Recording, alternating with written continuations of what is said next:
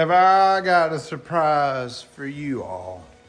I have no rear brakes. There's been none in there. It's just the drum and it's empty. So I made a purchase to LMC truck out of my walkway in the mail. Should be here today.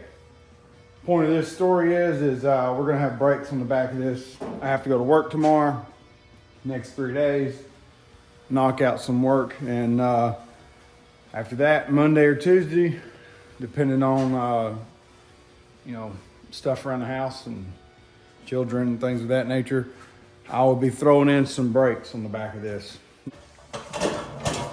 Well, I ran into a problem while I was getting this truck up here. I noticed I got coolant dripping pretty good from my new heater core. And it's not the heater core, it appears to be the, hang in there. I think it's my lines going out. I didn't do any type of flare on them. I need to order a flare tool, like a beading tool. So yeah, I've got that dripping right now. There's a screw in the floor.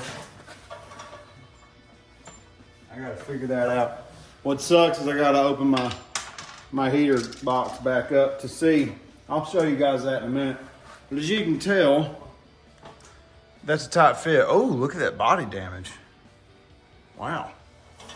Don't be too heavy.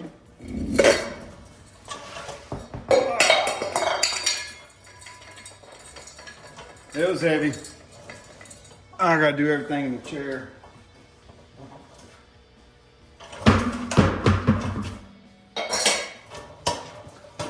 Show you a cool little tip.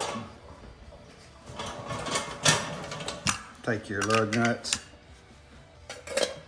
put them on the inside of your cap. You're welcome. You don't get that on these other channels.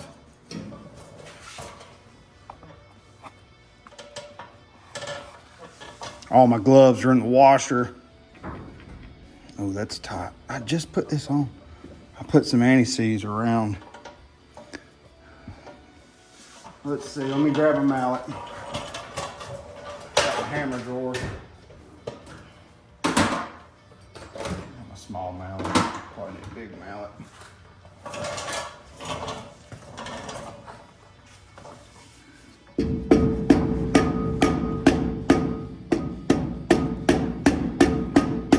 I just put this on the other day. I mean, good spin going. There you go. A lot of people wouldn't realize hitting in will actually cause it to come back. When you hit in on the drum, for example, this comes from my machining days, you hit in, it will kick out. If you're sitting here hitting out, your force is really going in. All right, these are rusting on the back. I'm gonna spray them down a little bit. Rear end sounds good.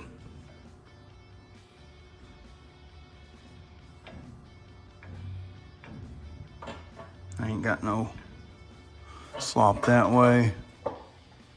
Those bolts look good. I'll double check them. I don't have any of my hardware today. I've got to paint these leaf springs while I've got everything opened up. I started. Check out the brake line. It looks good. All right, we're gonna be playing in here.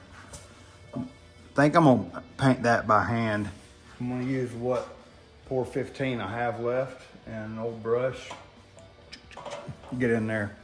It really don't have to be painted, y'all. It's just a pet peeve, just to be honest with you. I mean, look at the rest of the truck. I've got to get in here and do all this. Just so you know, let's see, this one little container of pour 15, where's it at? Well, I'll be Baker's man. Geez, where did it go? It's essentially, about 8 ounces for almost $50, and it lasts pretty good. If I misplace this can, I'm gonna look like a goober. Got a minute. Here it is. 16 ounces, 1 pint. I've done the entire axle and most of the leaf spring bottoms 3 times. I've done 3 coats on this axle. And that was with about half of this Pour 15. I'll be honest with you, I made a mistake. I accidentally got this in gray. My intentions were to get it in black. I ordered it on Amazon. It said it was in date stock. I was like, cool, I'll check it out. And this is just the base. They have a top coat that you can put on over this. It's paintable and stuff. I'll probably sand it before I paint the whole rear end black. But I got this by accident. I meant to get black. So this has kind of turned into just my handy little primer. And say what you want to, you know, it is what it is, but let's see what it says. Surface prep, Pour 15, blah, blah, blah. They don't really say anything. It's good, I like it. I will say this, it's almost like a thick enamel to where it wants to come off like a latex almost. And I've noticed that underneath my axle on the pumpkin, I set the truck down with no wheels one day. We're sitting just looking at it like, oh, if I bagged it, it would look like this. And it chewed up a piece.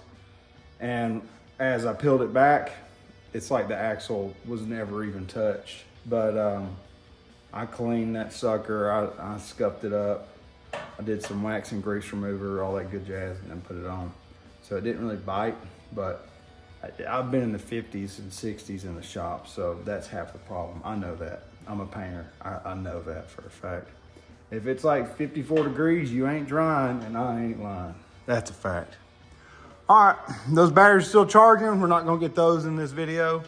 I'm gonna pull this other wheel off, and then I'm gonna turn this off, jam out, and I will show you an update here in a second on this heater box. I'm probably gonna have to let the truck back down just to get the doors open. So I don't know what I'm doing yet. We'll see. I might put it on. Honestly, I might grab some 6x6 boards and just block the truck up in the air so I can let the lift arms down, because they block my door right there. I can't get it open. So I might do that, and then I can get in there and let you know. I got to figure it out because I'm gonna lose $30, $40 of coolant, which is not even a week old. And this is where my leak is.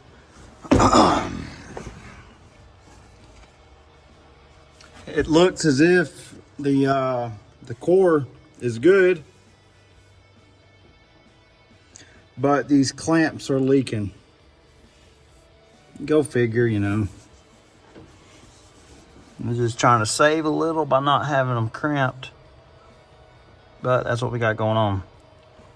So all this, I believe, has come from this clamp. When you get up in here, you can see fluid off that back edge. And I was thinking, you know, there's probably 15 PSI in this whole system. I didn't think it'd be that much. But what concerns me as well, I have coolant, I believe. Let's walk around front. I'm getting my yoga in.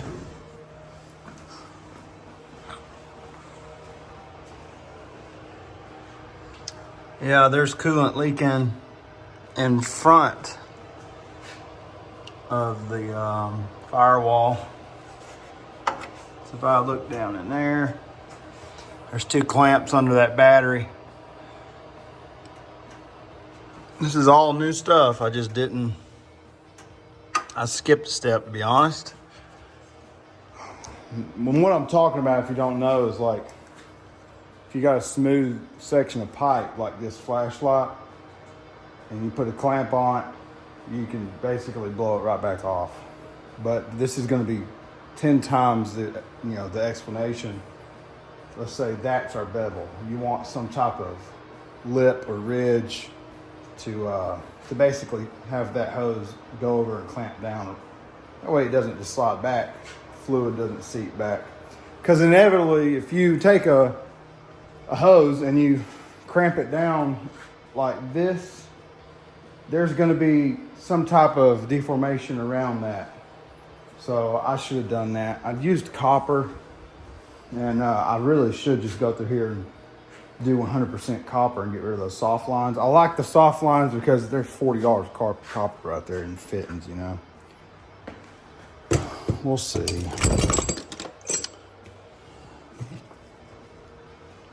All right, let me figure this out. All right, I can barely breathe. I got the truck running in the shop for like 30 seconds, and I believe I fixed it. And I'm gonna show you these hoses. I'd like to eventually do this in copper. We will see. I've got to figure this heater box out. This heater core doesn't even fit. Whenever I close the box up, there's like a 4 by 2 inch gap at the top. So there's my one problem. Let's see. This is my heater core set up. My lines, I'll just bring it down. You can get the idea. It's hot. I had to fab these lines in, take them out. I would love to do this as one hard piece. I just don't see the point until I get the right heater core. And yeah, that looks like it's kinking. It's not, because they push in. So that's my line situation. I believe it was leaking at the top. It was puddling in here. And some of it was running down this hose, going all the way through and making a mess outside as well. So there's a little bit of coolant down there. That's it. We're gonna call this a win. I just tightened them up and reseated the hoses. And I will be replacing this core completely with the right one. But that has the hard lines going out. That way, if there is a leak, it's exterior of the cab. So yeah, it's $200 just for that one component. So that's why I haven't done that. So, and another thing, I gotta fix this. Whoa! I figured that out the hard way the other day going down the road. Gotta fix all this.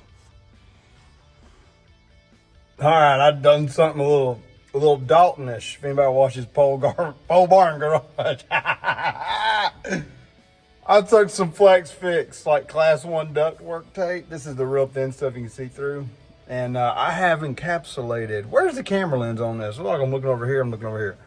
All right, I have basically sealed off this box. This may fix my cold heat problem as well, because it's not like a new car. But I still got to insulate this cab and restore it and get rid of these Tennessee stripes. I like Tennessee, but I don't know what's going on here. So yeah, that's what we got going on. I'm gonna show you. Get ready. This is the end of the video. This is the climax, whatever you want to call it. Get ready. Let me turn the camera. I gotta do another video. Turn the camera. Hold on.